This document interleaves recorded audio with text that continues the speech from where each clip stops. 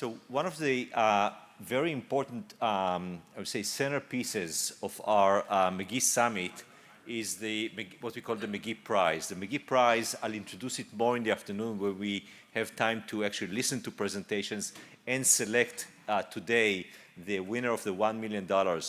One of the key themes of that prize is to propose and execute a research program that is out of the box, innovative, great impact, and something that typically the funding agencies, NIH and others, would not necessarily fund.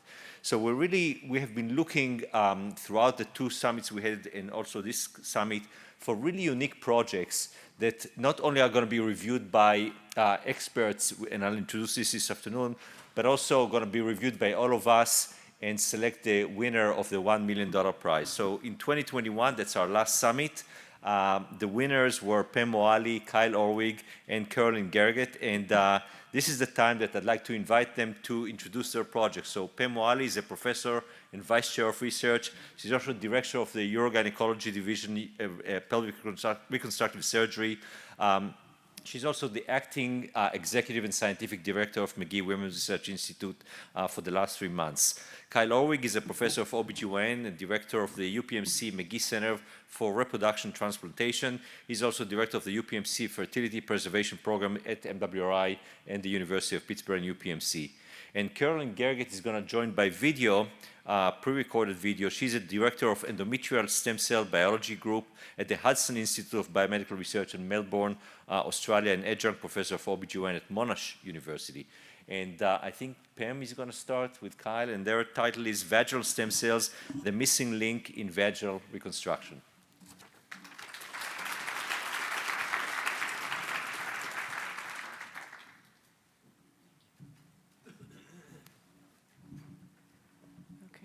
Figure out where to look. All right. Good afternoon.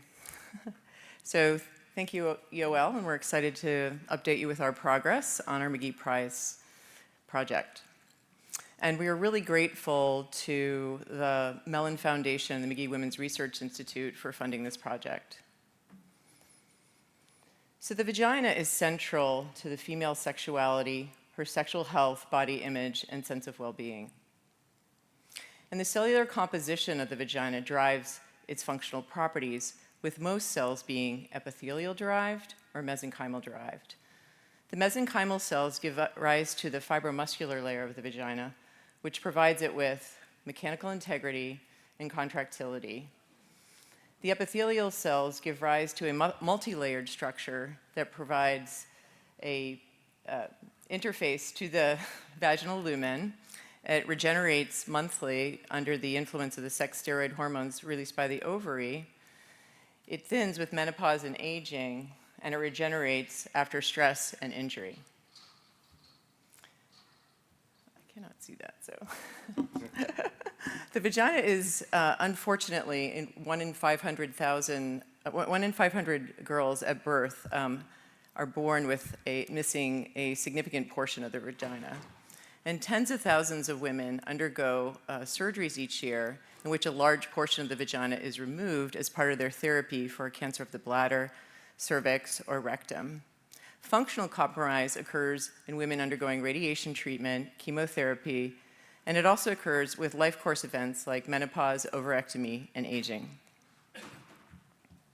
So for those experiencing physical loss, we offer biofabrication of a neovagina derived from grafts that we obtain from skin or intestine, and we fold them into tubes. Complications, however, are common after these procedures.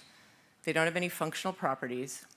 They tend to scar and form strictures, and those that are derived from skin can form hair, while those derived from intestine tend to have a copious vaginal discharge. And of course, there's the problem of donor site morbidity. For functional loss, we offered lubricants to provide moisture, but these are short-lived, cytotoxic, and they alter the vaginal pH. And more recently, lasers have been introduced into the market, and these are designed to superficially injure the vagina to promote a repair response. However, they're painful, expensive, and recent multi-center randomized trials have shown they're not effective. So current therapies to restore vaginal anatomy, structure, and function are suboptimal, leaving effective girls and women with a few good options.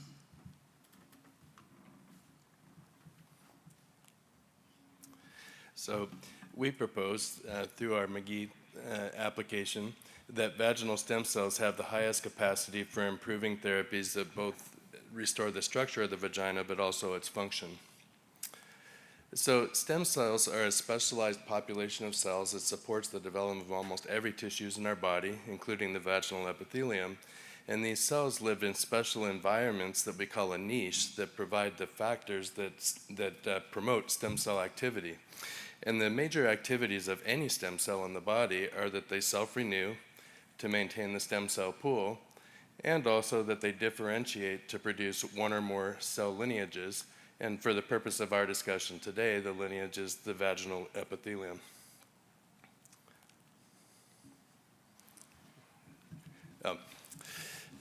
So the vagina undergoes dramatic structural and functional changes during the lifespan. And this is what leads us to believe that it's probably a stem cell-based system, because during a woman's lifespan, the vagina undergoes cyclical changes that happen during the menstrual cycle. They thicken dramatically during pregnancy, and they have a tremendous capacity to renew the vagina after the structural damage of a vaginal birth. So we propose that the vagina is a stem cell-based system that maintains vaginal function and organization. So I'd like to introduce the member of our teams, as Yoel did, but first Pam Moali, who's the lens through which we view vaginal dysfunction. She's a reconstructive pelvic surgeon. She's also a scientist at MWRI, and her expertise is in molecular and cellular biology, as well as bioengineering and regenerative medicine. I am a developmental and reproductive biologist. I'm also a scientist here at Magee, and my expertise is in stem cell transplantation and regenerative medicine.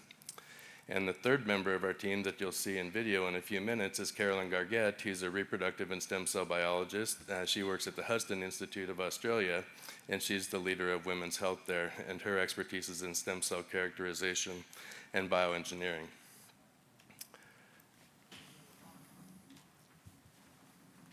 So in our first aim, we proposed to define vaginal stem cell populations using an unbiased, high-throughput, single-cell transcriptomic approach.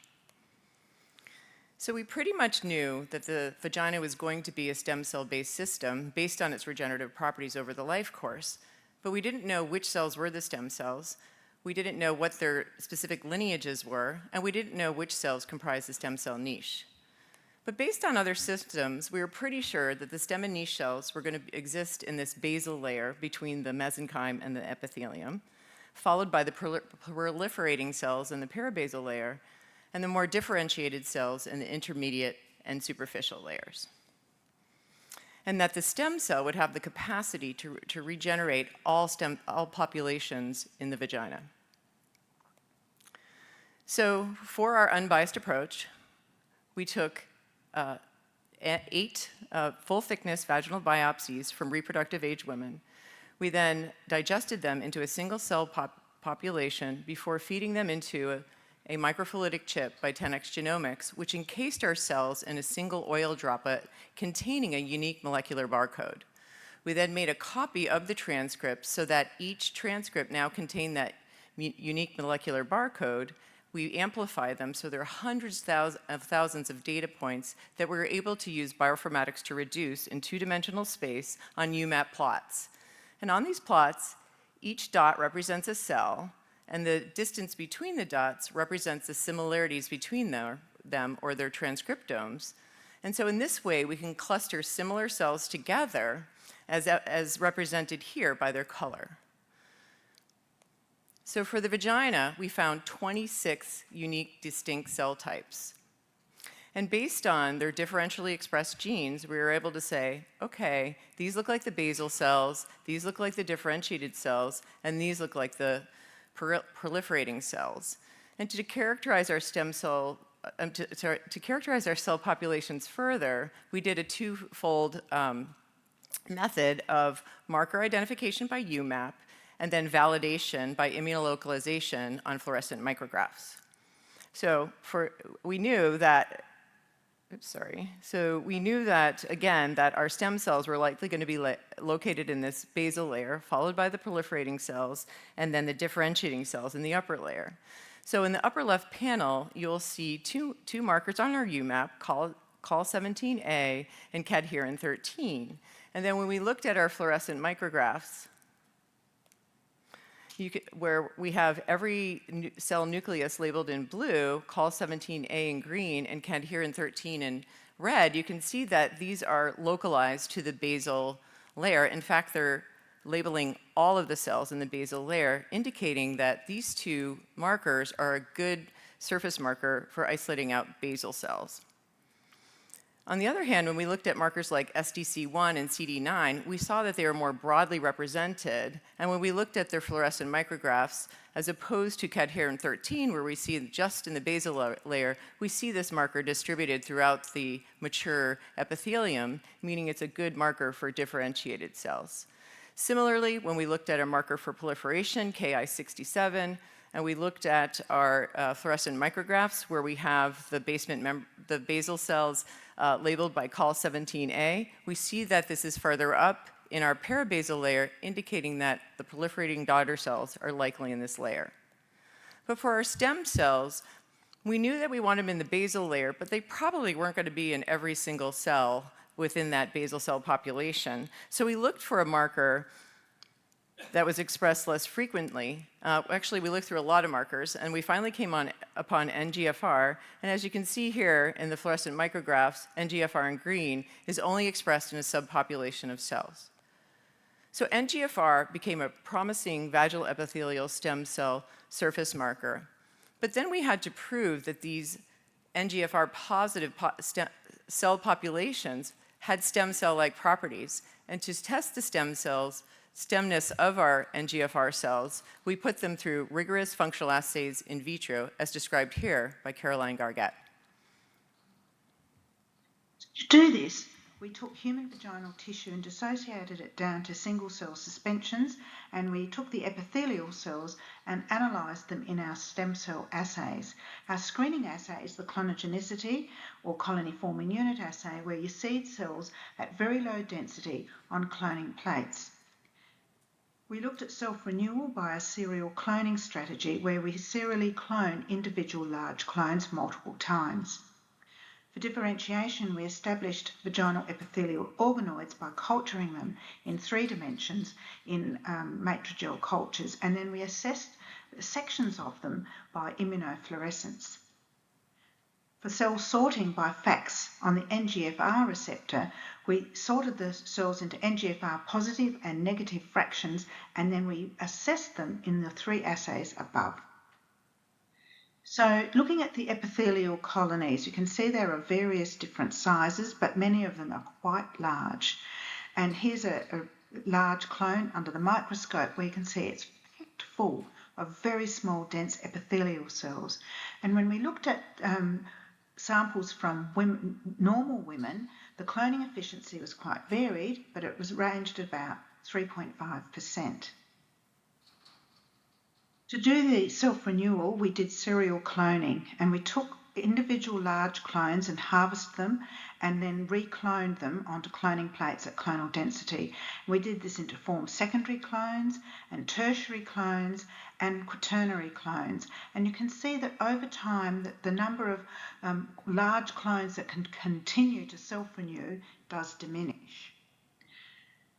For differentiation, we used organoid formation, and you can see by day 4 we could generate small organoids of vaginal epithelial cells, and as time went on they became more and more complex and densely filled with cells.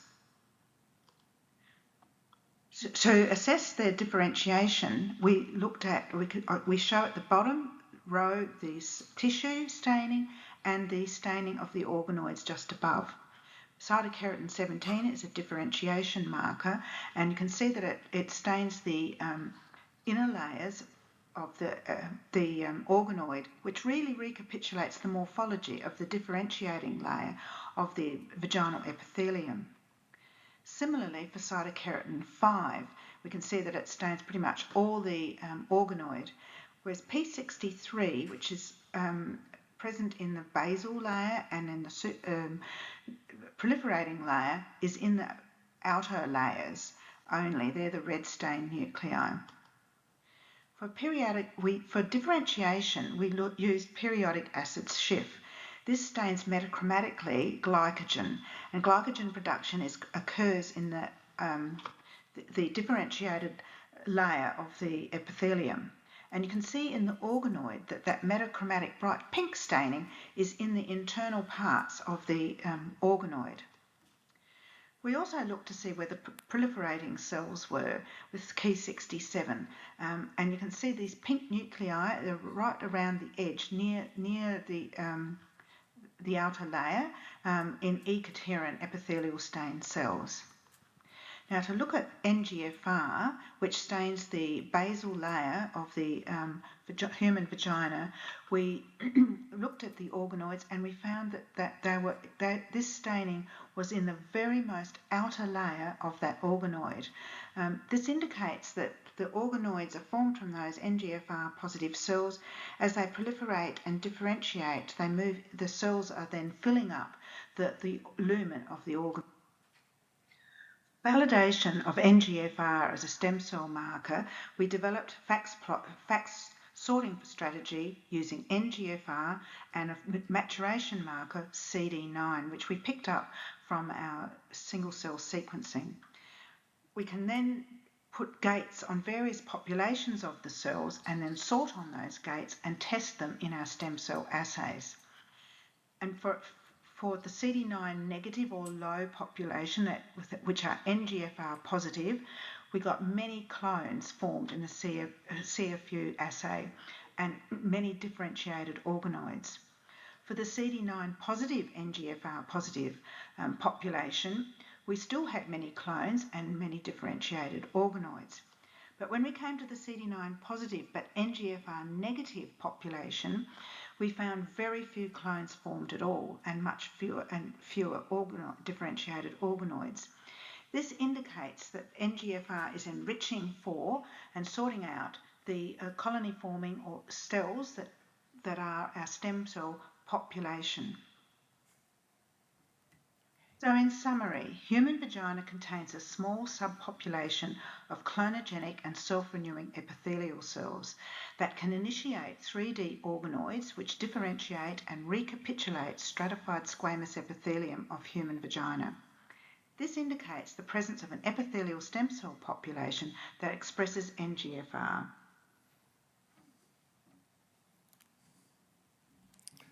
So I'll describe the objective of AIM-3, which was to determine the impact of ovariectomy and also chemotherapy, which are two medical treatments that many women will experience in their lives, to determine the impact of these medical treatments on the vaginal epithelium and more specifically on the stem cells and their niches.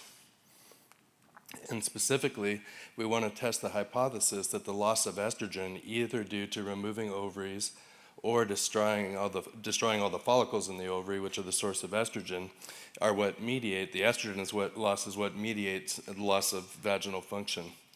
But we'll also test an alternative hypothesis or a parallel hypothesis that chemotherapy might have a direct cytotoxic impact on the vaginal epithelium, just like it does on many other of the tissues in our bodies.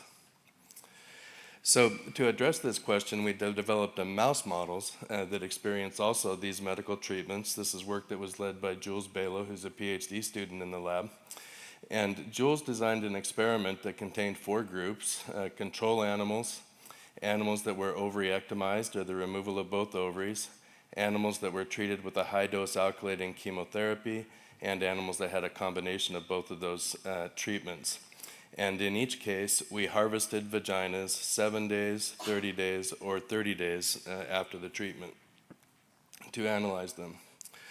Well, one of the first signs that we had that either one of those treatments reduced estrogen production is indicated by the cycle of the vaginal epithelium that happens during estrous cycles. So mice have an estrous cycle that's similar to the menstrual cycle in women, and we can determine the stage in the cycle by doing a vaginal cytology and looking at the different types of cells that are there throughout the cycle. And what you can see is, if you look at the lower left graph, is at the beginning of the experiment, all animals in all treatment groups were cycling normally, and the reason you know that is because these bars are multicolored, indicating that those mice are transitioning through all the stages of the vaginal epithelium. But very soon after ovaryectomy, you can see that that ester cyclicity is lost in the animals that lose their ovaries, and you can see that because now we have primarily one color, a blue color, indicating that these animals' cytology is stuck in the diestrous stage of the cycle. In contrast, chemotherapy animals continued to cycle at day 7 and also at 30 days after treatment, but by 90 days they also stopped cycling and were arrested in the diestrous stage of the cycle. Looking histologically at the vagina, you also can see a very physical differences in the vagina, because animals that were our controls have this nice thick purple vaginal epithelium, whereas animals that are ovaryectomized have a very thin vaginal epithelium containing only one layer of cells. Chemotherapy also thinned the vaginal epithelium, but you can see the quality of that thinning is different than ovaryectomy. And of course, when you do the combination of both things, you get a phenotype that's like ovaryectomy. So to understand what's happening at a molecular level, we drew on some of the markers that we learned about from the single-cell RNA sequencing of the human vagina. And when we did that, we identified markers that told us something about the vaginal epithelium. And 2 of those markers are shown here, and they're conserved in mice. Collagen 1781 marks all of the cells on the basement membrane of the vaginal epithelium. But in contrast, our putative stem cell marker, NGFR, marks some cells on the basement membrane, but other cells are negative. Interesting, though, when we gave a cytotoxic insult, whether it's ovaryectomy or chemotherapy, you can see that almost all the cells in the vaginal epithelium began to express this marker, NGFR. And that's quantified on this slide, where all of our treatment groups caused an increase in the number of FGFR positive cells. So that gives the appearance that this tissue is responding to the cytotoxic insult with a proliferation of these putative stem cells. But the mechanism of how the tissue responds is different in the 2 treatment groups, because in chemotherapy, you can see there's an increase in the proliferation of cells on the basement membrane of the vaginal epithelium. In contrast, ovaryectomy has a significant reduction in proliferation. So however we arrive at that place where there are more putative stem cells, the mechanism appears to be different. So we're beginning to get some understanding about what the characteristics of the epithelium look like. We're beginning to understand what medical treatments might do to the vaginal epithelium. And the next question for us is, in addition to just describing what happens, is there something that we can do about it to restore the vagina? This is work that we're just starting now, but we envision a future where we'll utilize a decellularized vaginal extracellular matrix shown here, which was developed by Pam's lab. We can turn this matrix into a hydrogel, which has interesting characteristic. When you maintain it at refrigerator temperature, it's liquid, so we can suspend therapeutic cells in there. But once we expose it to body temperature by putting it inside an animal, it'll solidify and hold those cells in place. And so here you can see, so in theory, we could put our NGFR positive cells in this hydrogel, squirt it in the vagina, and here you can see an example where we've done that, and that hydrogel is held in place in the vagina for at least 2 days after it was injected, and hopefully that allows time for the cells to migrate out and regenerate the tissue.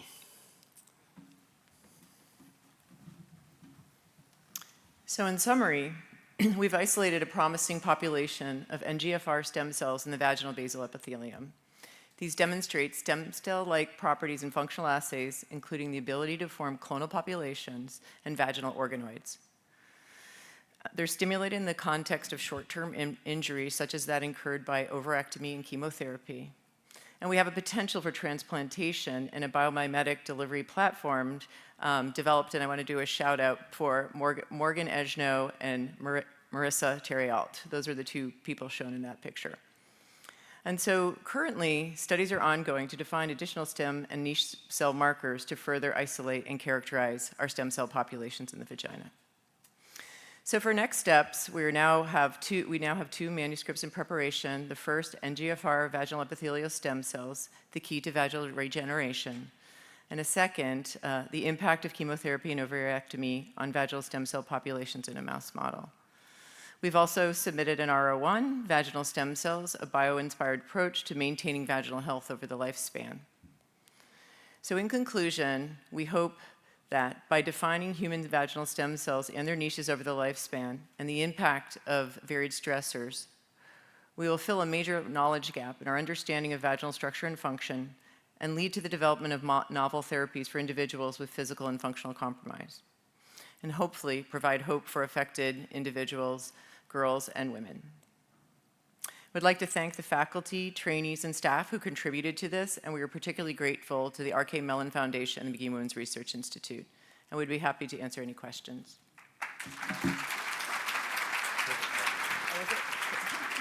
Great. Thank you very much. And also we'll thank Carolyn separately. We have time for maybe one question from anybody, if there is anything. If not, both Pam and Kylie, you're going to be around for during lunch, so this is very good lunch conversation. But I just want to see if there's any burning question from anybody. Yeah, go ahead.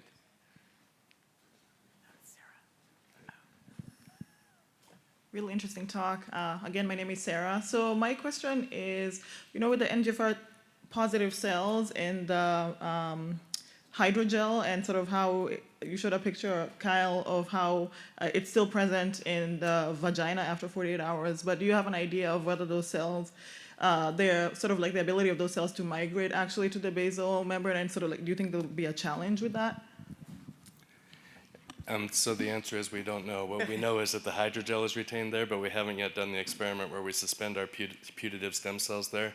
And our time is limited today, so we told you about one potential marker of a stem cell, but actually NGFR can be divided into subpopulations, some of which have estrogen receptors, some don't. And so the exact stem cell population that we would transplant may not be the one that we told you about here, so that's still work in progress. Oh, and by the way, I do think that the stem cells will migrate where they're supposed to go. Stem cells in any tissue in the body seem to be able to do that, so if we can put it close to the right place, I think the signals inside the body will direct it to its niche where it belongs.